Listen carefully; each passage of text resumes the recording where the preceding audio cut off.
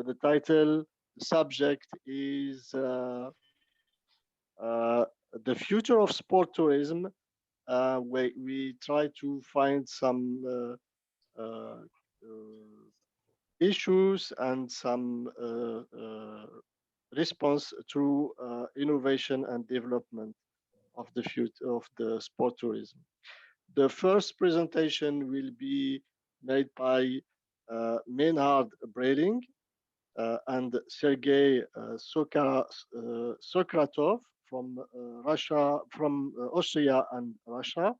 It's an international team. Thank you very much for you. So the second one will be presented by Jens Bayer from Innsbruck, Austria, and Sabine Müller from Switzerland.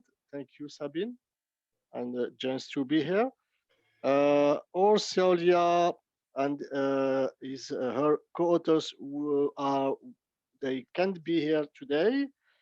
And the third presentation will be done by Philippe Campillo, Eoin Lenihan from Lille, and they will present us a subject around co-working and sport tourism. So, for the presentation of Meinhard on the global winter sport tourism and transition from nature of technology-based tourism, he will present for us the link between technology and the sport tourism, how technology may or not help winter tourism to find the new drivers for their adaptation in the global context of climate change. So, Meinhard, you can go. Thank you, Malek. And I have based this structure, we have based it in 3 phases. Phase 1, winter tourism is nature-based and making use of climate-suitable destinations. The second phase, winter sports, experience climate change, and it becomes increasingly technically oriented. And the last phase, this is just the phase now, or just starting now, because we don't know actually how this is going to continue, because beside climate change, we got a new driver, and this is COVID-19 period. For your information, we have about 400 million skier days in the world and about 80 million skiers. This is about 1% of global population that is skiing, and we have over 50 billion US dollars as related to winter sports in income, direct income. Indirect, this income is much higher. And climate change in the last decade became really a main challenge for winter sports and tourism. And in addition, just the last 2 days, we have COVID-19, and we don't know how this situation is going to develop also in the near future and into the year 2050, but we have to expect some serious changes in this situation. I give you just short introduction. Actually, the first documentation of a skier is from Russia. It's in the Republic of Komi 8,000 years ago. And then we have some documents from Scandinavia. You see here, or on the next slide, you will see the skier from Scandinavia. At the beginning of the 20th century, winter sports appeared, because previously we didn't do sports. It was just a necessity in cold areas to move, or to make a living. So skiing had some, let's say, different purpose than what it has since the beginning of last century. And it was later on, so some decades later, that many other countries like Japan, US, they also started to develop these kind of facilities for winter sports. So wherever nature allowed and population was wealthy enough, winter sports had an entry and could develop. This is from Norwegian Museum, and this was the a skier some 5,000 years ago, and depicted on a cave painting. Norwegians used skis for commuting, so that time it was not yet a sport, but it became actually in our century.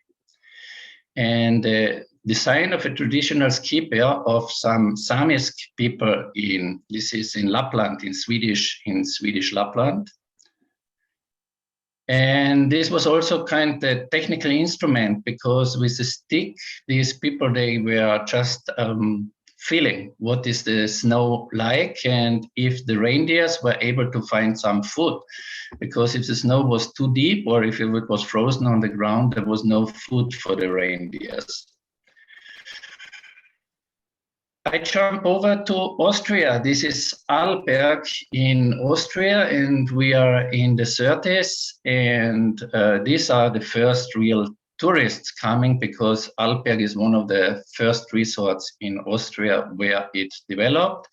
And you see, some almost 100 years ago, we had already people learning how to ski. In Scandinavia and other countries, cross-country was the main form of skiing. Besides, we have, of course, many other forms of winter sports, also sledging, but none of these kinds had the same importance like skiing had. This is ski tour on Arlberg. And finally, I would also like to introduce you to the first indoor ski dome, because this was in Vienna at the Nordbahnhof in 1927. So that time, the artificial snow was soda. So the skiers were going down on soda, and this was a substitute. And I come to phase two. Phase two, this is what I call it a technology-based phase. So climate was no longer reliable to fit to society purpose. Of course, like many presenters today already declare, the communities or municipalities, they make these tourist facilities to earn money. And to earn more money, so then you had to start with adaptation. And in addition, you had also climate change and enhanced climate variability. And this was changing the baseline of usual, and you tried to avoid insecurity of about having snow or of having no snow. And finally, we had also climate and landscape adaptations, also so to make the ground more suitable for skiers and to allow also not so skilled skiers an entry to the winter sports industry. What is here? This is a study what we did some years ago from the province of Salzburg, and these are all the climate stations. And on the left side, you see the normal situation, and on the right side, you see a situation with 2 degrees warming. What you see here as the orange line, this means an appropriate snow cover of 30 centimeters. So this is sufficient to do alpine skiing. And what you see here in red, this line means it's cold enough for artificial snowmaking. And what you see here, also from the left to the right, this is just the difference in the ability to produce artificial snow. So we have to improve the technology and to make innovations just to have the same kind of snowmaking possibilities like we had. And what you have here, this is a length for snow season for one alpine resort. This is Ischgl in Tyrol. And actually, this is also stretching a little bit to Switzerland. And you see that in general, the variability of natural snow it's declining. So you see here on, so this is the newest data, and you see the range which we had before, it cannot be reached, because previously we could reach at the location of 1,000 meters, maybe 80 days, and this you cannot reach even within the range of variability. You cannot reach it now. So we have a game, climate variability versus climate change, and the natural snow cover. It's simply it's not suited. The environment of ski resorts which were founded some 100 years, so it's really less suitable of what it was. And in general, in natural snow cover, it coincides with temperature and precipitation. And climate adaptation, the problem is it's getting ever more expensive. So maybe before, the climate will push many ski areas out. The financial constraint is pushing ski areas out.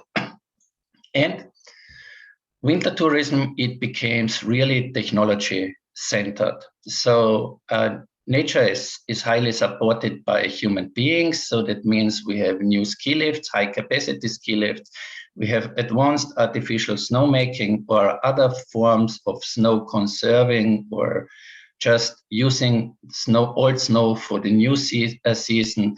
We have sophisticated change in landscapes, building a lot of water reservoirs in the landscapes. And of course, we need the transport infrastructure, tubes to transport the water. So what you see here, this is a snow Lancet. So to make, this is one way to produce artificial or technical snow. This is a propeller-based snow cannon.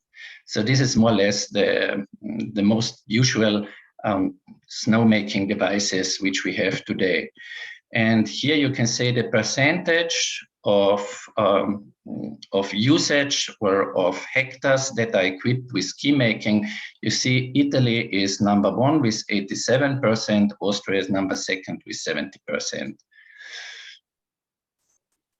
And increase of transport capacities, this was another technological change, and some technological innovations. Actually, at Technical University, we worked on these technical innovations. We have developed a so-called artificial cloud or a dendrite generator. This was a new way to produce technical snow, and it's a kind of simulation of a real cloud. And the effort was to bring this down to the ski resorts and give them the possibility to provide some extra devices. What you see here, this is the in action this is in Obergurgl. This is also, so this kind of snow, it can be used in some family parks. This is a snow park because this needs also some special light snow, and for this purpose, it can be produced here. But besides, we have many other kinds of how to use the environment. This is a snowboat races. This is from Sapporo, from Japan, but snow ice facilities for amusement. So I come to the third phase. So actually this is a future. It is the retreat and stabilize at a high economic level. So this is the aim. So climate change will continue. COVID-19 bill will be presented over the coming year. So far, so at least in Austria, so many ski resorts, they were compensated and didn't feel the COVID-19 impacts, which they otherwise would feel.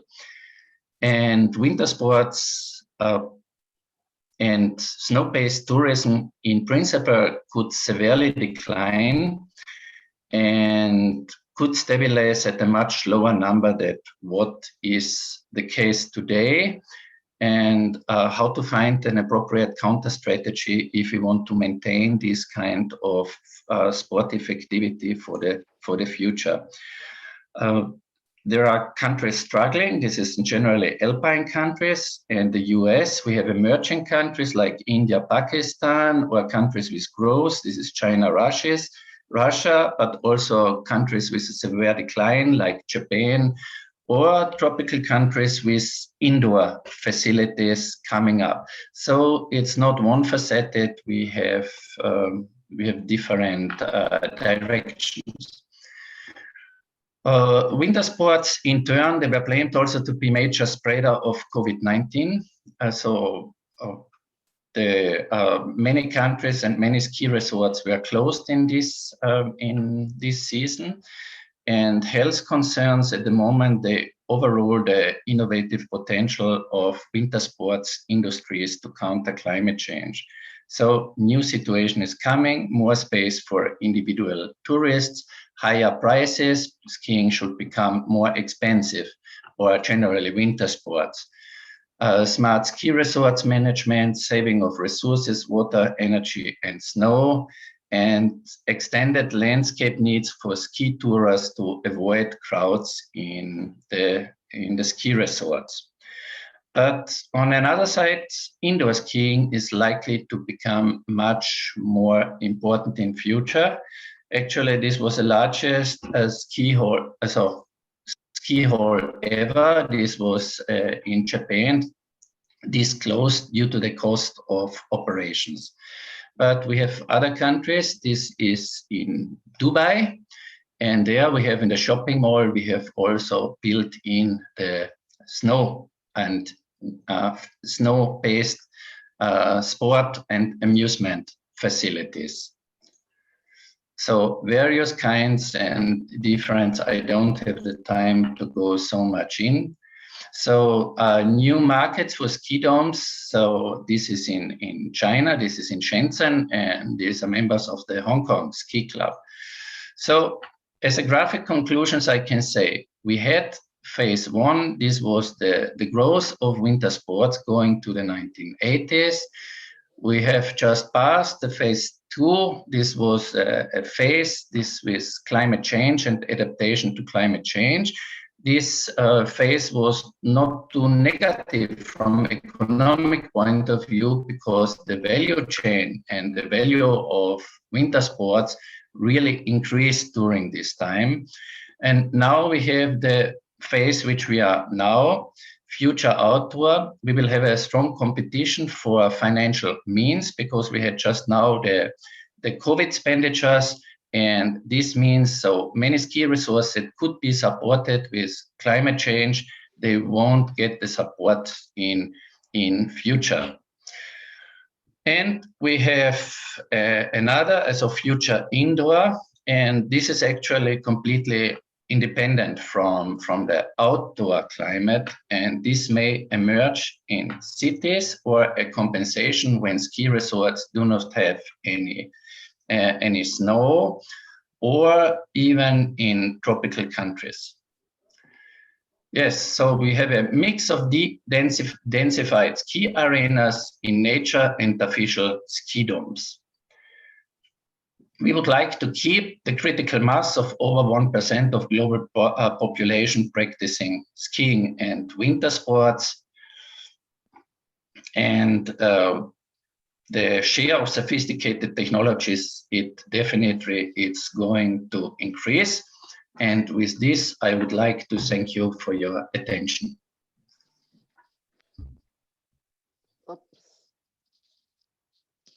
Thank you very much, Meinhard, for this very interesting presentation, which highlight the link between ski development, current ski development and future ski development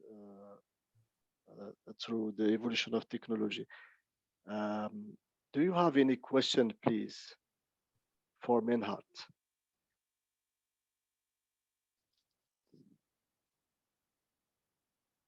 Anyone has any question? I would have one regarding this air Thank you, Sabine. tube or this air, I forgot how to. Artificial the cloud? Yes.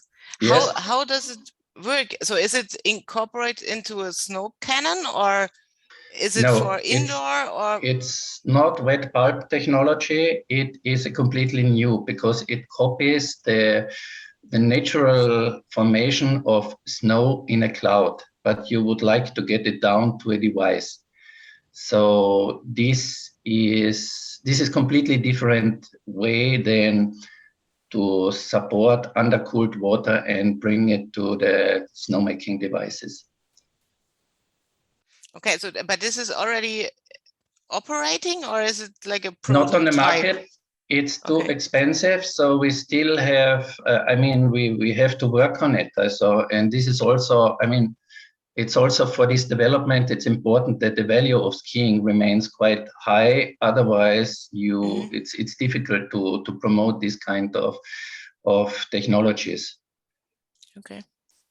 Thank you. Meinhard, I have a question for you. Yes.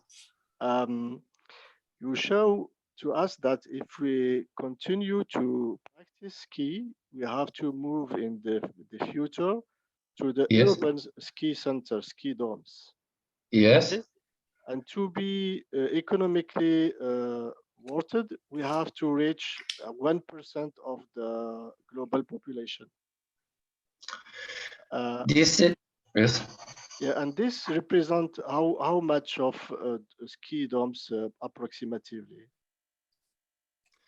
Actually, today I think we have some 50 to 100 ski domes. Also somewhere are built, some others are closed, some are used in a different way, like in Copenhagen. So they have it not on snow, but they use it on water films. So it depends on how you count it. But in generally, it's expensive. But you can see the emerging nations in Asia with a lot of money. They like it very much. So you see it in Thailand, you see it in Singapore, you see it in China, or what I. And what is this? Which scenario we can have in Central Asia where the mountains are very high and they still have a cold stream which brings snow for them. Actually, Central Asia is a good example that with very good natural snow conditions. So if we would just rely on natural snow, then Central Asia would be very very suited. But what is the problem of Central Asia? It's a political conditions because tourists would like to have it safe and they want it in the. You have heard about the Caucasus project, so the Northern Caucasus project, but Chechnya or some areas they are just politically not feasible. Or in Georgia, it's the same. Georgia could have many more ski tourists, but it's more today. Only some adventurous sportsmen or tourists will go to Georgia or to Caucasus areas. But for making really good money, you need other groups. So you need also the family groups. But also for family, skiing is getting too expensive because the price of skiing, it really increased. And we got in Austria, for some time, we got a lot of tourists which came from, let's say, from in Uzbekistan. They had some large areas, but these countries, they were no longer used by the tourists. So yeah. Austria got new markets due to the problem which you had in former Soviet Union. Thank you very much. Do anyone has any question, please? So I have a last question for you, Meinhard. If we multiply the number of ski domes, for example, in Western European countries, yes, we may have maybe hundreds of ski domes in France, maybe the same in Austria, Switzerland and Italy. Maybe we can have 500 ski domes to be economically affordable. As maybe this point can bring another problem, which is the energy consumptions of these ski dumps. It brings a problem of transition and the pollution. You're definitely right, and also from quantitative point, I mean the ski domes, they are just a substitute. If you would have really a hot winter season, and otherwise you couldn't do something, but you have ski instructors, you have some people that would like to do something. So it's a backbone of winter sports, but I am not a fan of that. All the areas built up their ski domes. And in fact, if you look at countries like China or Singapore, it's just a certain, it's niche tourists that use it now.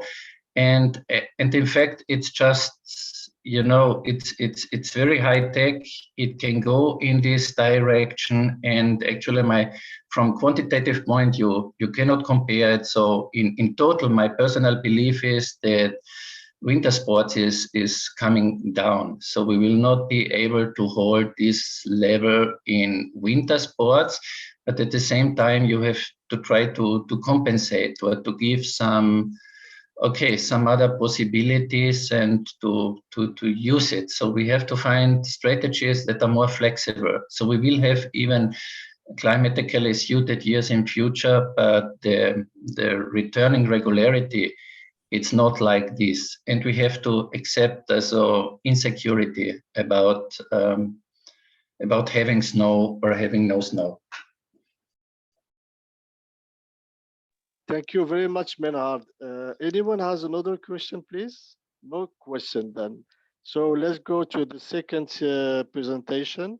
And please, Sabine, start your presentation. I think I have to stop. Yes, please. Yes. And I. Okay, then I start sharing. So welcome, everybody. I think I'm one of the person that hopes that we still continue to have winter sports in the regular or the common ways, and not having to move to indoor skiing areas. So I'm gonna share my presentation. Okay, you should see it. Okay. So welcome everybody. My name is Sabine. It was originally planned that Mr. Bayer would hold the presentation, but unfortunately he cannot attend due to some urgent office concerns. So I jumped in on a very short notice, and for the next 15 minutes, I would like to introduce you to a very little study that we did last winter regarding product and service development for ski touring on groomed slopes. And I have my presentation structured as follows. Of course, we have a problem statement, a research question, followed by research design, finding discussions, and conclusions. So then let me start. So while, and this was also mentioned by Meinhard, while established winter sport activities such as alpine skiing or snowboarding have been increasingly struggling with a lack of offsprings, especially snowboarding, ski touring is enjoying a growing popularity. But so far it has not received a lot of attention in scientific literature, or there are not a lot of existing studies, and if so, then they are very limited to specific questions on ecological impact, for instance. In addition to this traditional backcountry ski touring, or ski touring on also ski touring on groomed slopes has been gaining popularity in recent years, especially in the last year, at least here in Austria and Switzerland. You could observe that a lot of people started due to the COVID pandemic to start ski touring. Many of the ski resorts were closed, and it was a good way to still do some exercises. But yes, this gaining popularity also has led in some cases to potential social and economic conflicts between ski tourists and alpine skiers, especially this on the groomed slopes, as well as cable car companies. In addition to that, the legal framework conditions for the use of slopes for ski touring is different in in the different alpine countries. E.g. in Switzerland, it's a little bit different than Austria or Germany. So this leads to a situation that is not intuitively accessible for active sport tourists. So you have to get your information right, what you are allowed to do and what not. And until now, there has been a lack of product development that meets both the needs of the ski tourists and as well as the ski operators or the destinations or cable cars. So consequently, our questions were to meet both sides, demand and supply, that what are the expectations of ski tours on groomed slopes for service providers? And the second question was how can cable car operators or destination operators or businesses develop suitable products or services for ski tours on groomed slopes? So we started with the literature review, which was focused on product development, motivation and needs for outdoor recreation, and value creation. So motivation is a psychological process which is goal-orientated and describes the cause of human behavior in intensity, direction, and persistent. And Dunn's theory of pull and push factors is one of the most cited theories in literature when academically researchers want to explain what motivates people to travel or to engage in outdoor recreation.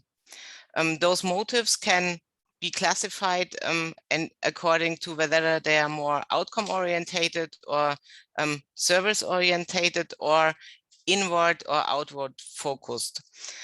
Pull factors regarding outdoor recreation describe more or less the characteristic and the attractions of a certain destination, whereas the push factors are mainly often associated with internal or emotional aspects. So this is the real why people do any kind of outdoor sport: skiing, snowboarding, surfing, mountain biking.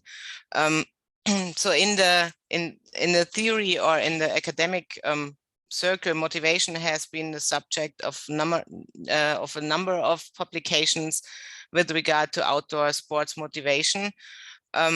We had a look at it and we applied the then push-pull theory in our questionnaires.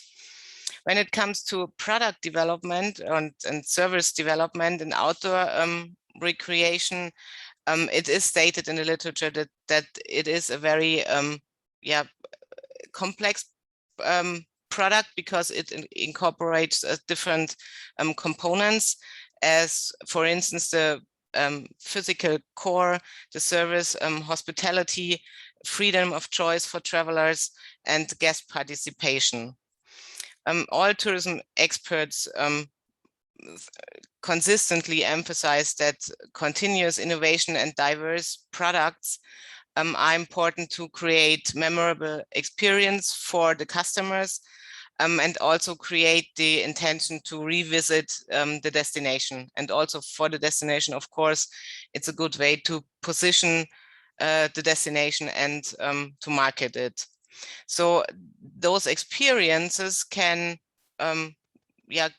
be created by the actual physical activities, in our case, ski touring in an outdoor area with tourism infrastructure, and this consequently will lead to satisfaction among the visitors or customers that are using the service. So the customer satisfaction can be measured in many different ways. Two notable models are the service quality model by Zeithamel, Parasurman, and Berry, and the Kano model of satisfaction by Kano. And this model examines the attributes of products in terms of customer satisfaction. So those are the two theoretical concepts that we have applied in our little study. But now I would like to talk a little bit more about ski touring on groomed slopes. When we had the idea, it started already with the problem how we name this group, because in the literature there's so far one study, and yeah, it's not really clear to make the distinction between ski touring in the backcountry or really people that are ski touring by using existing slopes. So we named it ski touring on groomed slopes. It's a very it's not a very catchy term, but at least everybody gets an understanding what we are talking about. So it is, people are doing it as a physical activity, and yeah, to get to promote their health. And but in comparing to the ski touring and backcountry ski touring, the nature for those people plays not such an important role. It's more or less a subordinate motive for them.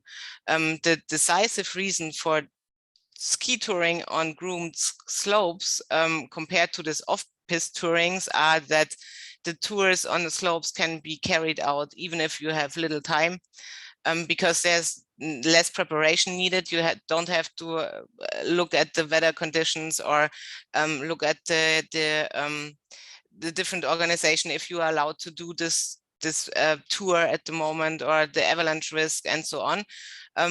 So you need less time for preparation. And for the people that are doing it, or for the athletes, it's guaranteed that they find suitable conditions, because the slopes or the destinations or the skiing areas regularly prepare the slopes. The other thing is you don't need a partner. Usually if you do backcountry ski touring, at least you go with one partner or in a larger group. But if you go on a slope, as it is not as risky, you can do it by yourself. And also another motive for doing this on groomed slopes is that you also can do it in the evening or in the night, because you know there will be no danger. And for newcomers to the sport, it's also very interesting, because touring on slopes, it's a safe access to the activity without the risk of avalanches or exhaust to be calculate their own abilities, right? So it's a very easy way to enter this kind of sport, or this outdoor sport. And this was also one of the observation we made over the last winter, that more and more people entering this kind of outdoor sport during the COVID, or the numbers were increasingly a lot. So what we have done, we have chosen a qualitative research approach. We collected empirical data, both demand and supply side. I know it's a very little sample size. We had 7 ski tourers, and we talked to 13 DMOs, and we used expert or guide, an interview guideline by using, we used for the data collection. So the demand side, we primarily focused on destination choice criteria in terms of those push and pull factors, relying on the Kano model, whereas product and service development in outdoor recreation provided the basis for the data collection by the supply side. So what were our findings? For product development, the ski touring in the ski touring sector, categories and subcategories were formed in advance, which are decisive for further classification into basic performance and enthusiasm factors based on the Kano model or the Kano model. Each individual category was considered, and a distinction was made to whether it represents a product requirement or an attribute for the skiers, the ski tours themselves. The performance factors are explicitly demanded by the customers, and excitement factors include experience of choosing a route, for instance, ski tours were very happy if they had a different variety on ticket offers, for instance. For the basic factors, also as mentioned in the motives, security and regulation are important. A good prepared ascent track, signage, parking space, and gastronomy. This was named by our ski tours that we have interviewed that should be there. Otherwise, they would choose a different destination. For performance, and this is related what we have also found in the literature, that the regulations sometimes differ. That for the ski tourers, it's important that they have all the information on when and where the tours are allowed. This also, of course, holds true for the groomed slopes, and that there is a variety on service providers like rental, ski rental, and ski services. So this was the demand side. For the supply side, according to the interviews with the suppliers, the development status of this activity can be placed in the growth phase of the product life cycle. But as there were a lot of conflicts between the cable car operators and the ski tourers on groomed slopes in the past, it's very important that to understand the attitudes of the cable car operators towards the ski tours on slopes.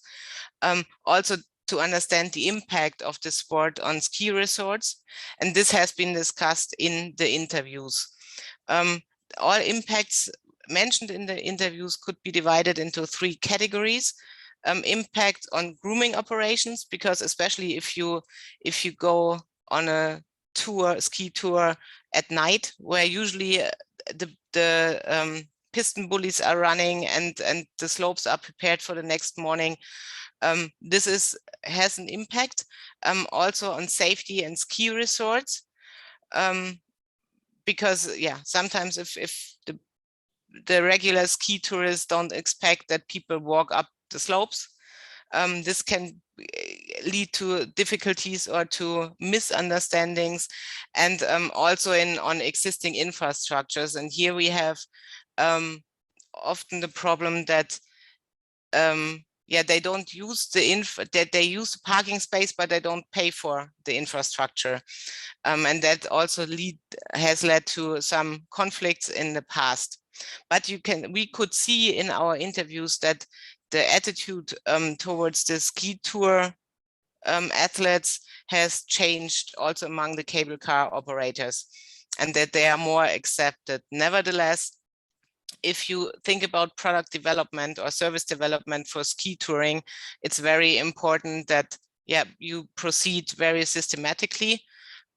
First of all, you have to do a need analysis, monitoring the current demand, but also a little bit having a forecast how many new ski tourers are to expected, or what are the target groups, because as mentioned before, ski touring has also already a very differentiated target group of backcountry tourists, the people that go on groomed slopes, or the mixture, but also families are doing this more and more.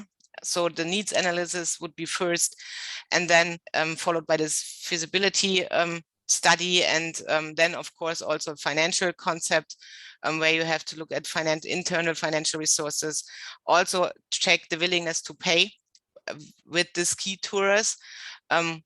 We asked this also in our questionnaires, and at least there is a certain willingness to pay for using parking lots, for instance, because they see the point that they use the infrastructure without paying. So, and then discuss the product development, but you need to develop the concept. You need the better stakeholder coordination in the destination, and also define and communicate a code of conduct. I think this is one of the most important things, that the people are talking to each other, and that you raise awareness for acceptance of different type of skiers in one destination. And last but not least, the product launch, where you have to think about additional infrastructure, maybe this that you have a special ascent route, so that the tourists are away from the slopes, and a good communication, and but also reflect on or check the relevance of your product or measures that you have taken. So for us, the study has shown that for ski tours, the pull factors are more important than push factors. Push factors like education and adventure for this particular niche group seem to be not so relevant, as they have not been mentioned during our interviews. The results have also shown the supply side that there is a change from negative attitudes of the cable car companies towards ski tours on groomed slopes into a more growing acceptance. And yeah, we could, based on the mentioned pull factors, 3 areas of intervention could be suggested. First, the product and services. You have a lot of factors that are relevant for the ski tours that are free of charge, but there might be additional services, for instance, the parking, that are could be subject to a change where to charge, where the destination or the cable car operators could earn some money. Then it's very important to addressing all existing conflicts. Even if our study has shown that there are some changes, it's still sometimes a little bit tricky. And here, in our opinion, better stakeholder management and a better communication together with awareness raising could solve the problem, or at least reduce the existing problems. And then there would be the third area would be cooperation. Again, a better communication and cooperation between the stakeholders. For instance, in applying innovative pricing models could be used to minimize the negative impact. Other areas like public transport could be as a tool to avoid the crowd on the slopes, and lead to an improved visitor management on the slopes in the skiing destinations. Thank you, Sabine. Yes, I have one more slide and then I'm finished. Of course, our study had limitations. We had a very small sample size, even for qualitative approach. Originally, we planned this to carry out on a wider range in Austria, South Tyrol, Switzerland, and southern Germany, but due to COVID, was not possible. Our results can only be seen as an indication or a tendency, but of course not be used for any general assumptions. And also the support with the literature we found was very scarce, because there is not a lot of literature or studies have been done on ski touring so far. So this would be all for our little survey, and thank you for your attention. Thank you, Sabine. You spoken about 30 minutes, so we have a few times for questions. Thank you very much. Very interesting subject. Anyone has a question, please, for Sabine? Yeah, okay. Maya? Waiting for a question. I have one question for you. Yeah. Do you hear me? Yes. Actually, with one colleague, we are working on the to construct an observatory for skiers' behaviors, and we find that ski touring people are very specific, and the big problem that we notice that they don't want to pay any fees, and not only for economical reason, but because they believe that the mountain is a free space and they don't have to pay anything. So how can you explain this? Mm-hmm. I think you are right, and it's a very valid comment. If I think it would be interesting to have a look what kind of ski tourers you have in your sample size, because I think it would probably, or I would assume that it's probably more the backcountry ski tourers, when they definitely don't use any infrastructure. I mean, one could understand their willingness not to pay for it, or their reluctance to pay. But I think this particular niche group we researched, as they are using definitely the infrastructure, parking lots, they go on slopes, the acceptance or the willingness to pay for certain offers or services, I would assume is higher than on the traditional ski tour, backcountry touring segment. So I think you give some solution, but can you precise, please, the difficulty for economic actors like ski, cable, and other industries? They don't know how to price the services they can offer. Mm-hmm. How can you oblige? How can they oblige this practitioner to pay fees? We have in Switzerland, we had or it's still running, we had a nice project. It's a regional economic developing project where they established these ski tour buses, for instance, in order to avoid this, that everybody is using the parking lots. So you could book the ticket for the bus, and there were a certain fee. So this would be, I think it was a very smart cooperation between the public transport and the ski, the cable car, or the destinations. That would be one where I would also be willing to pay if I use the service, and if I don't have to go with my own car. Another thing is if you have those little like the vending machines on this areas where they can get a drink or buy a drink, and this could be hosted by any restaurants in the destination. But yes, I think it's a very, as it is not a very, or the phenomenon of ski touring on groomed slopes has increased through COVID. I mean, we saw it in I live very close to a skiing area, which usually there were not many ski tourers on slopes, but this winter it was particular. There was a heavy traffic, and also for the economic benefits. I think for the cable car companies, it's a problem if they prepare the slopes and the people go by night. They are not to, and I think this legal aspect it's probably more important than the economical aspect for them at the moment. Absolutely. Anyone has a question for Sabine, please?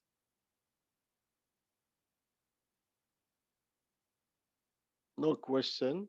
Thank you very much, Sabine. Very interesting. I will keep in touch with you. Yes, Ask you please more do so. questions.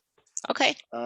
We now for Philippe Campillo to present the subject on co-working space linked with sport tourism. Philippe, bonjour. Bonjour.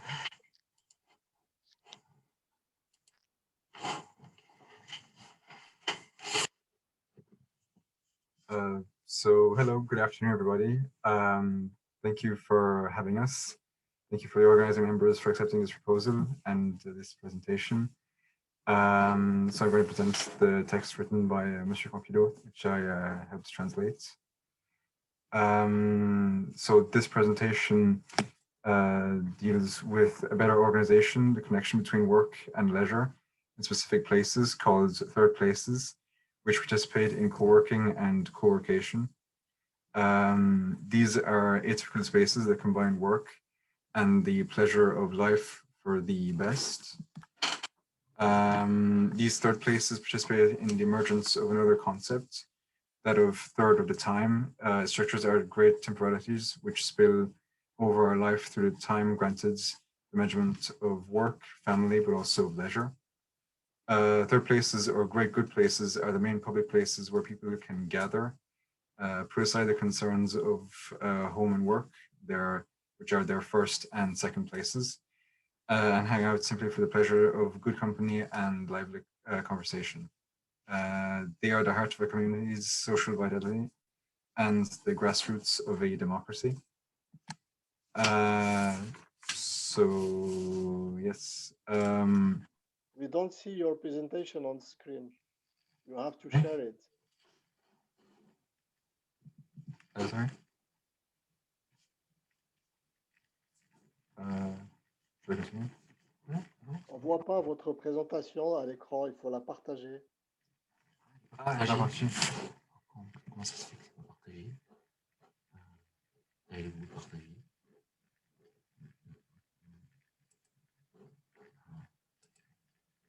Ok. On est ici maintenant. Ouais.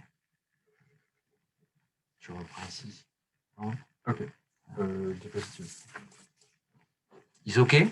Yes. Okay.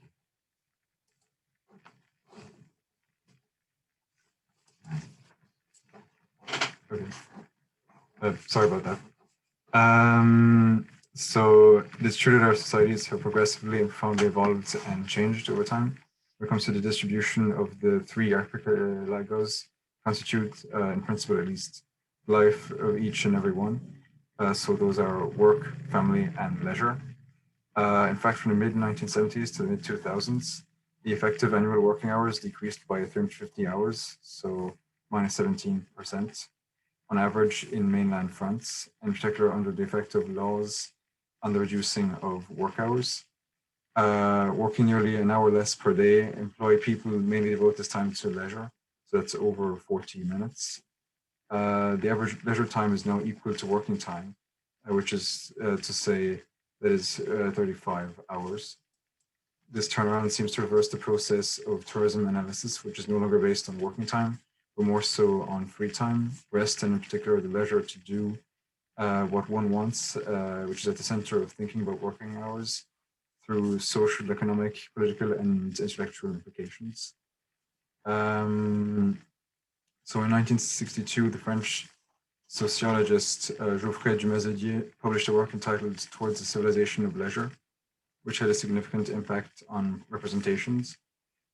Today in France, by virtue of access to free time, spending to do with culture and leisure amounts to just to over 100 billion euros. Recreational and cultural services, as well as sport and cultural, account for 38% of these expenses. However, the time spent commuting between home and work increased by 4 minutes, in other words, an increase of 10%. This increase concerns all asset categories and is concentrated over a recent period between 1998 and 2010. Today, the contribution of new technologies corresponds to the desire of social expectations to involve, to associate more the workplace in the leisure space, and indirectly also the family space. The long-term objective may be to conceive of a person's life in a single space, where it is a haven of peace, a natural paradise of sorts, which is drawn with workation. So moving on to the hypothesis, it seems that one of the growing challenges for the question of working time today is no longer only its duration, but also its organization, hence the birth of organizational alternatives that reconcile extra time, work life, family, and leisure, as you can find in often atypical shared spaces, such as third places or different ways of organizing life in workation. So I would say that this is quite a humanist issue with a fundamental problematic underlying this survey on third places, but also on workation places, is to understand on the one hand whether this new way of living can participate in the constitution of new humanist units of mutual aid and development, of social ties that go beyond simple individuality for a better society. Or on the other hand, and more specifically, do these places transform the conception of work, but also the feeling of free time? And finally, today in the urban community of Lille, do the shared spaces, third places, and workation facilitate the establishment of a network of physical practices that could be generalized into a kind of sporting tourist route for locals, but also for foreigners?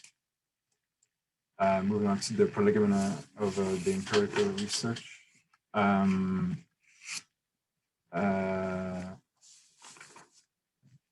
The study remains a general point of entry into the representativeness of shared spaces in the tourism development policy of the European metropolis of Lille. The reference corpus consists of documents extracted from general bibliographic databases in order to become acquainted with the various works, in particular books, and these indexed in French university libraries, and other national locations, for instance, the Collective Catalogue of France, or CCFR, devoted to third places. More specifically, with regard to index documents and sometimes accessible online, we explore the basics, so Karen Scopus, Springer, Web of Science base, to be as close as possible to regional news about shared spaces, but also to new organizational trends in work and leisure. We questioned the press bibliographic databases, so Europress, Mediapart, as well as a substantial webography. Finally, the consultation of the web pages of the website of the Ministry of Territorial Cohesion and relations with local authorities in third places, as well as those of the National Institute of Statistics and Economic Studies, have particularly clarified the role of third parties, places in the French economy, but also the opinion concerning the evolution of French society over these last 40 years. So moving on to findings and trends, the third place is a collective approach of general interest, which is part of Territorial Corporation from its conception. They emanate from a collective of actors who together wish to create new economic or social dynamics in response to the challenges of their territory. This place can offer internships and other initiations, cultural space, exhibition, cinema, theater, for instance, commerce, cafe, basically a space devoted to social life and which is open to the city, which makes it possible to organize events or time for discussion with users. Sports, for instance, to name a few, sports, climbing, yoga, relaxation, or just overall games and walking. So yes. So 15 years ago, third places were a marginal national phenomenon. In June 2018, the European metropolis of Lille, or abbreviated MEL, had 165 third places in the metropolitan territory, representing 28,000 square meters and a capacity for almost 4,000 people, observing a sharp increase over the last 3 years. The website France Tiers-Lieux listed 3,000 third places at the end of 2020, including 169 active in the Hauts-de-France region. These 169 third places are characterized and visualized, divided into 7 main typologies, which are placement project, support, shared workshop, Fab Lab, culture space, and cafe, mediation, and co-working, as well as according to other services. So a first observation reveals an offer mainly that allows the development of social and tourist links from proposals for exchanges and cultural or artistic achievements, restoration, implementation, and production of knowledge. However, sports practice as the main typology of third places is not addressed, or if it is only indirectly linked to these other activities. However, while there is an interesting dynamic in the Hauts-de-France, we see that 3/4 of places are located in metropolitan areas. Rural areas, small towns, and parts of city politics are still not really that affected, fueling the feeling of a two-tier society. It should be noted that at the origin of the development of third places in the European metropolis of Lille, intimate policy associated them with the digital strategy. In fact, since 2016, the Métropole de Lille emphasized the need to promote the emergence of places and creative and contributory devices on the metropolitan territory, so third places. On the one hand, this policy is based on calls for projects which stimulate third places by targeting 2 types of actors, social innovators and small structures that have needs relating especially to helping the emergence of places. All these social, economic, and social dynamics are changing the perception of free time and the management of spaces associated with culture and sporting tourism practices. So today the way of life changes, but with the speeds of transitions between the stages which exceed the organizations and the structures which could make it possible to support them. The free time for the practice of cultural and sporting leisure must, in an ideal manner, be perceived in the moment and not in the future. That could be merely hypothetical. We are entering into a way of thinking where work, family, leisure time is combined and involved for a better life. And to conclude, and just to brush up on perspectives, to end this presentation, we borrow a perspective which is developed in a manifesto of Paul Lafargue, written in 1880, where perhaps we should grant ourselves a right to be lazy in the sense of reversing the main process that guides our lives, is to say the primacy of work over relaxation, leisure, and sports. It is advisable to retain the possibility of another consideration of work and therefore of leisure, so that personal development takes place in a complementarity of the 2 categories. For the moment, between third at a time and third places, sports tourism has not ipso facto brought the liberation that could be hoped for. And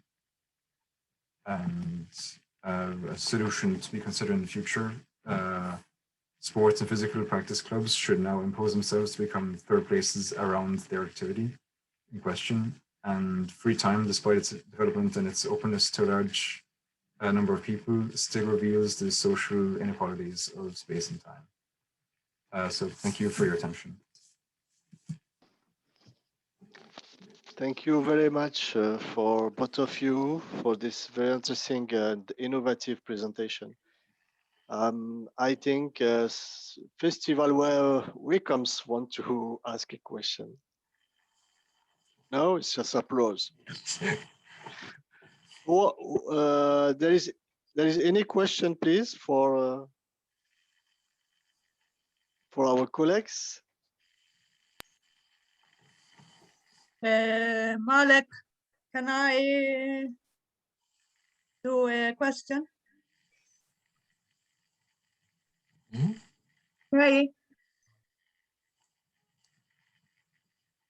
May I make a question? Do you? Yes, Malek, you can. yes. Yes, Barbara. Thank you very much. Okay.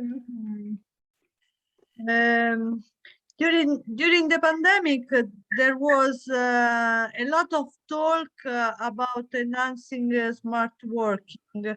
Now in Italy, there is talk of reducing it. Is it also happening in France?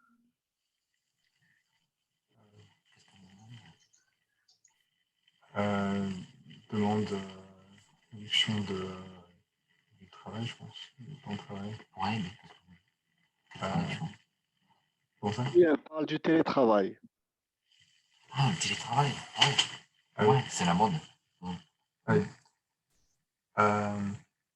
Sorry, sorry, can you repeat the question? Sorry.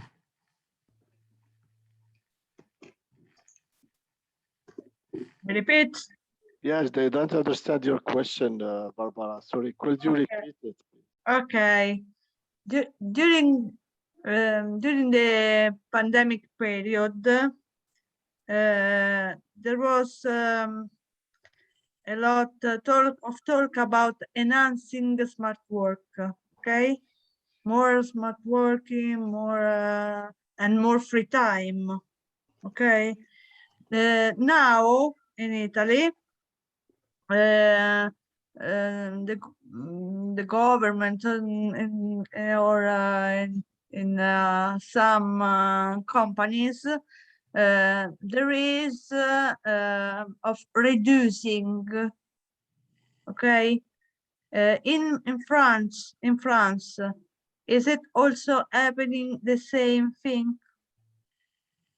Do you want I translate in French? Okay. Okay. Barbara pose la question. Elle vous dit que pendant les confinements et la crise du Covid en Italie, il y a eu un développement de ce qu'elle appelle, elle, smart work, c'est le travail intelligent et plus de loisirs, plus de bien-être pour les gens.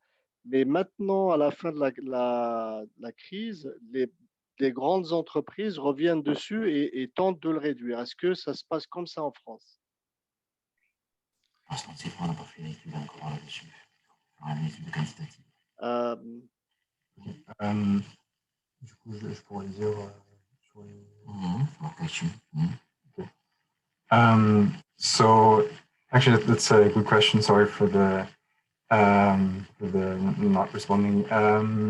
So there hasn't really been studies done on this at the moment, but there is talk of a workation, and which also associates with two issues of Fab Labs. So I think that yes, there is a concern for the pushback to returning to the office in France, but there's also the issues that have been highlighted with this pandemic, as you have said, with for instance mental health or with traveling to commuting, sorry, to work. There has been questions raised on this front, and so I think a lot of workplaces are thinking on how to better adapt and perhaps diversify their work to be remote post-COVID. Thank you. Thank you. Barbara, in France, we are talking much more about, in France, we call it this télétravail. People, they work from their home. So presently, we can say that half of workers, they want to back to the office, and half of the workers, they want to stay at home. So the companies, and in France, there is a special law which exists before the pandemic, that everyone has the right to stay one day at home. So now some companies, they found an economic interest to keep people at home, and others, they want to bring them at the office. So it's a very important issue, and I think the concept of workplace, which is presented here, which is a third place between office and the home, it will be very developed in France. Anyway, in the Alps, in the place of Grenoble, we develop many of these places. And the ski resorts, for example, they use it to attract customers, like people, managers and responsibles in companies. They bring them to ski resorts. They offer them a third place to work. So it's a very, very interesting question, I think. Yes. Thank you very much. Okay, thanks. Any other question for our colleagues, please? Okay. Anyway, we can see that the link between the new ways to work and leisure and well-being is very strong issue for the citizens and also for the economic actors. I have one. Yes. And this is related also to money, because usually every municipality would like to generate some money. But another question is that the part of the population, despite they have much more leisure time or are even unemployed, they don't have this money the communities would like to generate. How do you see this problem in context of your work?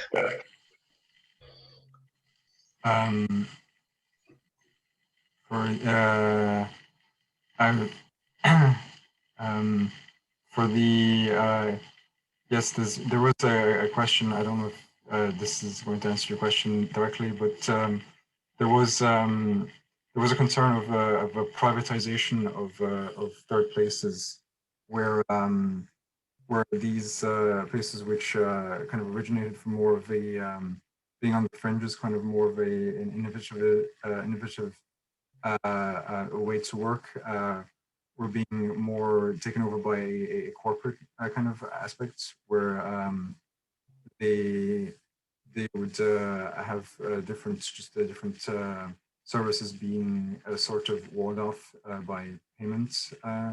So there's more of a question of yes, of local actors trying to, or corporations trying to privatize and make the act of meeting up to places and working into a service or a commodity. So I don't know if that answers your question.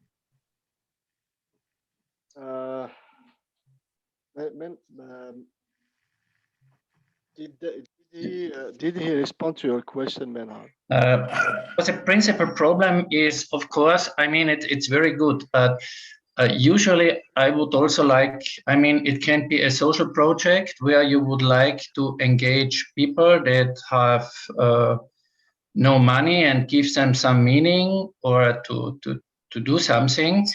Or it is a kind of what everybody would like to have. You would like to have very active startup people that would like to use services. So there is, Yes. of course, yes, I think the answer to your question, what we observe anyway in our territories. In the rural regions, the third places are public places. They are supported by local authorities, so they are free access with a few services. And in the big cities, where we have more workers and more workers with high salaries, the third places are private.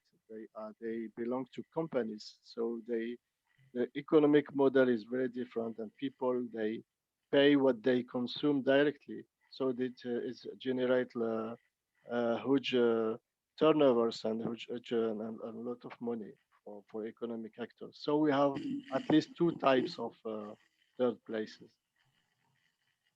Okay, thank you. Thanks. Thank you for your attention. If you don't have any question, we can close the session. And Is it okay for everybody? Yeah. Thank you very much. It was very interesting presentations, and I hope it creates links between some of us to pursue some work, some questions. Thank you very much, and good luck for the next sessions. Thank you, Barbara. Thank you. See you. See you See you. tomorrow morning in the plenary room at Yes. 10:50, because at 11 we have the presentation of Ricardo Melo Esquenot. Okay. Thank you very much. See you tomorrow. Bye bye. Bye Thank bye. you. Bye. Bye. Bye.